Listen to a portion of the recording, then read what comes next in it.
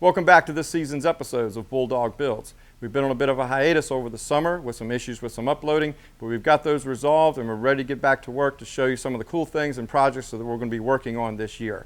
Behind me is my group of Auto 3s and 4s, and they're ready to get to work this year, again, to show you some really cool projects and things that we're going to do for you. So welcome back. Hope you enjoy these episodes. I'd like to apologize to our subscribers for not having videos for you to see over the summer. Rest assured, we were working and we do have footage that we will be sharing with you soon. The video that you're going to see upcoming after this one is the 1-29, which was the SEMA Jeep auction, and it is already since finished, but we still wanted to share this footage with you anyway. Our Jeep sold for $26,000. It was bought by a gentleman out in Arizona. He will be taking possession of it actually at the SEMA show in November. So currently we are still housing it here for him until it's picked up to go out to Las Vegas. So again, welcome back to Bulldog Builds, and I'm positive that you are going to enjoy this season's episodes and all the exciting things that we have to share with you.